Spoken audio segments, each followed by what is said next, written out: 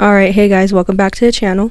So this week I've been feeling a little under the weather. I tested negative for COVID, so I think it's just like a cold or something, but I've just been feeling really out of it, really tired, and all around not very good. So I'm gonna do an idea that I've been saving for a rainy day like today, and yeah, let's get into it.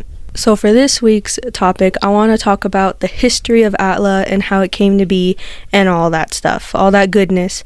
So a while ago, I was gifted a book about the history of Atla, and I knew immediately that I wanted to make a video out of it. So I went through the entire thing and jotted down some ideas, notes to myself, just throughout the book on post-its.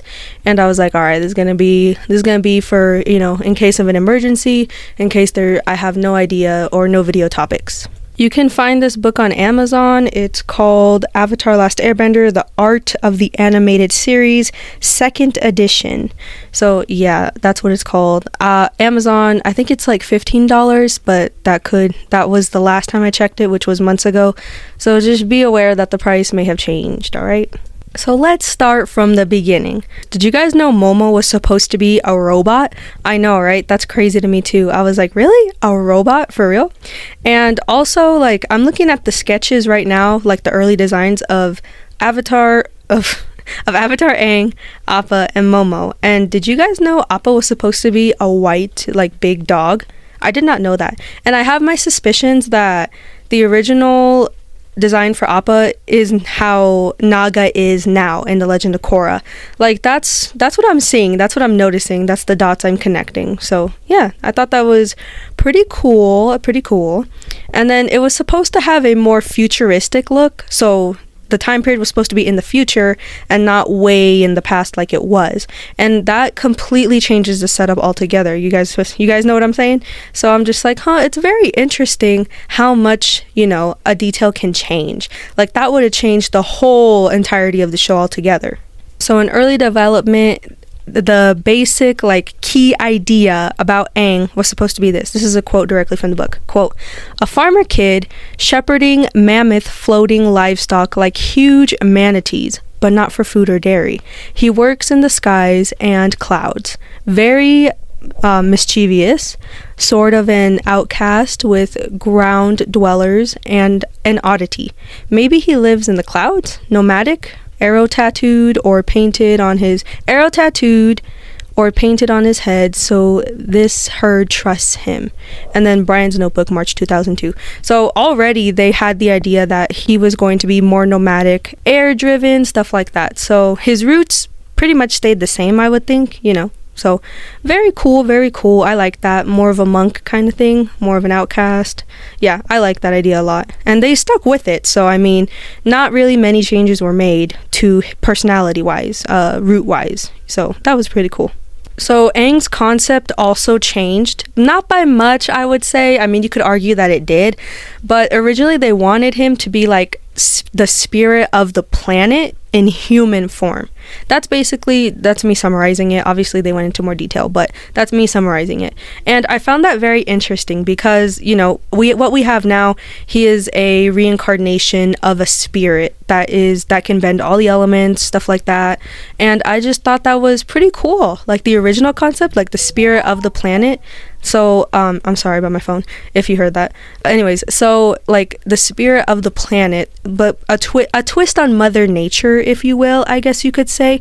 I'm not sure, but I thought that would have been a very interesting route to take it, because I mean, like, spirit of the planet, like, how would you personify that? Like, I don't know. I thought that was just a really out there kind of concept. Alright, moving on to Katara's character early development. And if you don't care about Katara, well, that sucks for you, because I'm going to talk about her, okay? She is my second favorite character out of the whole entire Avatar lore, so deal with it, alright? And that joke is so overly played. I said that in my last video. Oh, Katara mentioning her mom so much. Like, shut the fuck up, for real. Alright, anyways, moving on. So, with Katara's character, they wanted her to represent hope, passion, and love, which they hit right on target, by the way, okay? They also wanted a sibling rivalry between the characters, no matter who it was. So especially like in the main set of characters. And they also hit that right on target as well. Katara and Sokka. I mean, it wasn't like, I guess you could argue that it was and wasn't necessarily sibling rivalry, but they definitely wanted that sibling dynamic because both of the creators have sisters. Originally, they knew they wanted the sister to have bending abilities, but not the brother. And then from this idea stemmed the idea that she would be the last waterbender in the whole South Pole. So that made her like extra special. I like that. I like how it's amazing to me that from one idea, it can, bring out a whole nother idea that just adds to the story, makes it more special, gives the character more depth. So cool, so fascinating. And this fact has been thrown out in the fandom already, but I'm just going to go ahead and toss it out here one more time in case for those who don't know or for those of you that just forgot, whatever. So originally Katara's name was supposed to be Kaya, but they changed it to Katara because Kaya at the time was already taken and pretty popularized by the Mortal Kombat series going on. So yeah, and it was already a popular name in all video games, to be honest, at the time. So they were like, nah, Katara. And then they gave Kaya the name to her mother, which I think fits so well. I don't see Katara being Kaya, if that makes sense. Like, you know how some people can look like a name? Yeah. So, I don't see Katara as Kaya. Katara, perfect. And also, that would change the ship name between Katara and Aang. Like, how would you comment your ship name ideas down there? Would it be Kayang? Doesn't really roll off the tongue that well. And also, another thing, I just want to throw this out there. Why is Katara and Aang's ship name not Aangara? Come on now. Like that, to me, that just sounds better. Like, not better, but it sounds just as good as Cat Aang. I like Aangara. Like that sounds good to me. I don't know who collectively decided that we were going to call them Cat Aang. All right. Don't know, but clearly we need to have a meeting about this. Also, I wonder how that works. Do the creators of the show care about ship names and stuff like that? Do they come up with them and they just like slowly feed them to the fandoms? Who comes up with ship names? Who collectively decides on this shit? Because we just all kind of go along with it. We're like, yeah. We got Taizula, we got Mako, and then we got dude, the ship names in the Legend of Korra, Korrasami, Mai Korra, Maasami, like, bro, who comes, like, I'm not saying they're bad. They are not bad, okay? They are not. Let me just throw that out there. No hate going out whatsoever. I'm just wondering who decided on this, and like, we just agreed with it. Like, we all just collectively agreed with these ship names. So I just want to have a meeting, new generation, new avatars coming out. Maybe we should rethink some stuff that we already have, set in stone. I mean, if it ain't broke, don't fix it. I'm just saying, like, I'm questioning who comes up with these and why we just go along with it, all right. Now moving on to Sokka. So due to the duties of men, he got a lot more depth added to him. Like, due to how the patriarchy system worked in the nations and how it was set up, he got a lot more stuff added to him. And we already saw that within the first couple of episodes. He felt like he had to be the man and take care of everything. Obviously, I'm just saying this like how they presented it, alright? Everybody has their own definition of what a man is, okay? Okay. Just in this show, that's how it was portrayed. So he felt like he had to be not necessarily the boss, but the provider for everything and everyone. That's how he felt. There is even a line of Sokka in the show saying, when Dad left, I swore to protect you, I swore to protect this tribe, or something like that. So, I mean, that already adds a lot of character development to him, and obviously we saw in book 1 that does happen. Like, Suki is the definition of, let me fix him, I can fix him. So, yeah. Character design wise, nothing really changed. They just kind of tweaked his features a bit, but all around he still stayed the same. They originally wanted him to be very sarcastic, very just how he is now, jokester kind of character, so they hit it right on point. They already knew from the beginning this character is going to be our comedic relief character. So, I mean, he didn't really change much overall, but like, he's still a great character. I love Sokka. He is very funny, and yeah. Alright, for as long as now we're gonna go to Appa. So Appa's his kind of changed over time, which changed the plot line of the story a lot. So originally they wanted to do 20 sky bison. 20 of them. Can you imagine 20 Appas? That would have been very cool to see, but sadly they had to just cut it down to 1, maybe 2 or 3 in early developments. They didn't know yet, but they had to cut it down a lot because animation back then, and then obviously, like, where were you going to put these 20 bison, you know, throughout the story? And it would have just added so much more headache for them, I would say, because like I said, where are you going to put them? You know, like, think about how each episode played out. Where would 20 bison go? And also, like, I feel like it adds to everything because Appa, Momo, Aang were the last of the Air Nation, last living things of the Air Nation. The temples were cleaned out, destroyed, like mass genocide went on. So that just added more to the story, I believe. But that would have been cool, I guess, you know, to see 20 Appas. Yeah, but sadly there was no room for them, so they had to cut it out. Now, designer-wise, Appa was obviously based off of a manatee, which I thought was pretty cool, you know? They're like, let's make an air-based animal, but based off of a real-life water-based animal. So, thought that was pretty cool, pretty cool. Like I said, they're so creative when it comes to this stuff. I swear to you, like, oh my god, yes. Now, originally, I'm not gonna lie to you, Appa looks kind of scary. Like, I'm obviously the image has surfaced within the fandom. We see Appa with like these twisted horns, kind of mashed in face, rounded off snout. It just like kind of looks a little creepy, like a little like, whoa, what is that? It looks like the real life Forbidden Atla movie. Yeah, it looks like kind of like that, kind of scary, kind of like, oh, what happened here, you know? So I'm glad they changed his design. It looks way more cuter now, way more, you know, for kids, and obviously, like, yeah, it just looks less creepy. Like, I can't really imagine plushies of the original design looking as cute as the now design looks in plushie form. So good on them, very good, very good. All right, moving on to Momo. So can you guys believe this? Momo almost didn't make the cut. He almost didn't make the cut. We could have had Atla without Momo. Where would we be without Momo? Where would, like, most of Sokka's comedic relief came from Momo. Just, no, that would have not been okay. Not been okay. Like, I would be protesting right now. And also, can you imagine, just imagine a world without Momo. They also wanted Momo to have more of a cute, cuddly design, so his design changed over time as well. Because I'm gonna be real with y'all, the original designs, they look creepy as hell too. Like, they look scary. I'm like, I look at them and I'm like, oh.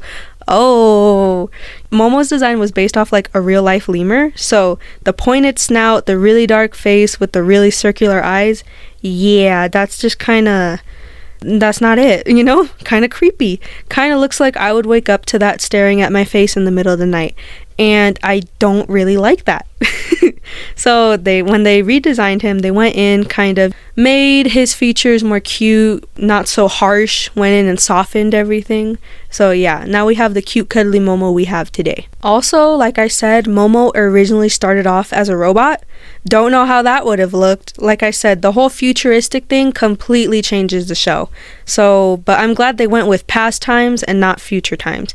Because past times I feel like fits the whole bending ability more, because when you think about futuristic stuff, you think about technology, not necessarily like magic. Bending magic is more associated with past times than future times, if that makes sense. If you guys get what I'm saying, awesome. Another thing too, Momo originally had a 3 in his name. I don't know how that would have looked. So right here in the book it's saying, quote, Momo-3. And honestly, I feel like that's quite off-putting, especially because we as the fandom take the show and we make our own creations with it.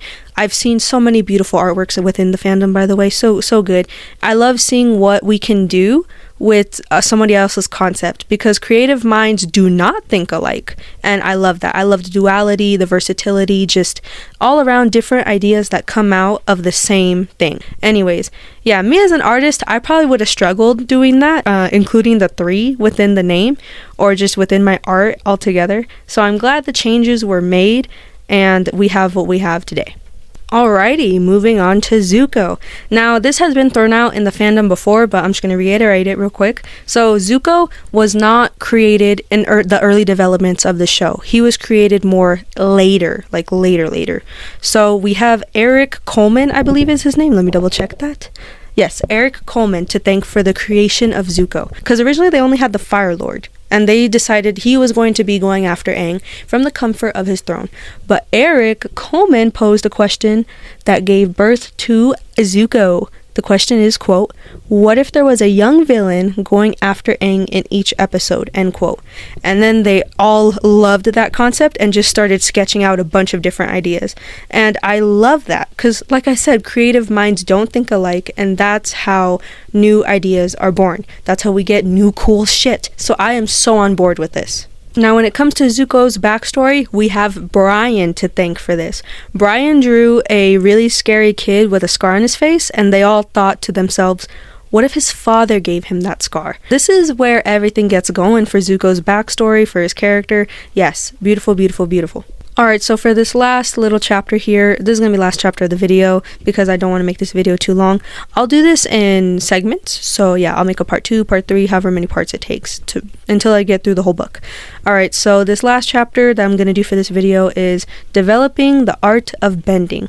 So already this is Asian influenced. They knew they wanted to do more than just the magic wand type thing, so they thought, okay, let's incorporate martial arts mixed with the bending, like adding the elements within that, which I thought was super cool. And at the time, this was not necessarily like done a lot, so they were pretty much like, let's experiment with this. And what we got, the outcome, worth it, beautiful, gorgeous, just yes, all around great. And also, I'm looking at the early sketches here, and Katara was originally supposed to have a sword. Can you believe that? Like, imagine Katara in all the episodes with a sword, also bending water. Oh my god, that would have been so cool. If anybody knows where I can find art of that, or if anybody wants to make art of that, please let me know in the comments, DM me on Instagram at istek.oogie, okay? Share it on TikTok at istek.oogie 2.0, tag me, whatever, okay? Because that is really awesome and badass. Also, what I said about, it not being done a lot at the time in the early 2000s, feel free to correct me, okay? I did not do too much research on that. Did, but I don't remember. So feel free to correct me. This part really enticed me as well. So it says, quote, Mike and I really had only thought about using one style of kung fu for all the bending. But once they pitched the concept to Sifu Kisu, which he helped the whole thing basically, he came up with the notion of assigning a specific discipline of Chinese martial arts to each nation and element, based off each styles and characteristics of the elements. This evolution of the concept really helped to define the different cultures in the world, end quote. Can you imagine all of the elements doing just one type of bending and martial arts? No, that is such a good idea, to make each one a different art form. Honestly, that's what makes the show the show. You're seeing the difference in between each element. Even Iroh, they have that scene of Iroh explaining to Zuko, air is this, water is that, earth is this, fire is this, and how he explains how each one is different and how you need to find the balance within each one. That is so cool. Oh my god, it's all tying together, guys, because if it was all the same, think about where the show would be. All these little details, make up just it's crazy how different the show could be if you just tweak one thing here and there. Is this blowing anybody else's mind, or am I the only one totally geeking out right now? What makes the cherry on top for me is that Brian himself went driving all around town looking for martial arts places, and he took classes and he observed classes, and he was not only looking for a good teacher, but looking for someone to be a good consultant for all the martial arts parts of developing the show, which is just so that's dedication, okay? I'm making this show and I'm gonna do it my way, and I'm gonna go out there and do it myself, all right? I'm not gonna send somebody else to do it. I want to go do it. That is so cool. Kudos to him, okay? I love Michael and Brian. I love them so much. Like originally, I believe it was Michael who was in a yoga class and he came up with the concept of thinking like, what if there were fire people? And he couldn't wait until his class was done to go tell Brian about it. Like just stuff like that is so funny and it adds to the lore of Atla, and it's just so like it's just so cool, you know?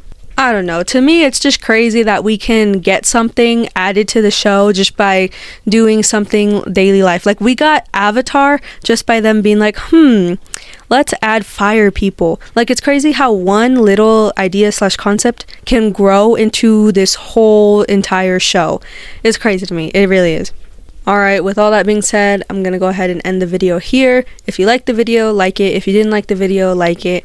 Leave a comment down below. Tell me what you think about all these designs and changes they made. And tell me what you didn't like about the designs and changes they made. I know not everyone's a fan of like, some people like original designs better than the ones we have now. So let me know in the comments down below what you think of all this. Don't forget to subscribe and hit that bell icon so you guys know when I post a video, which is every Friday. Stay creative, and I'll see you guys in the next one. Alright, bye guys.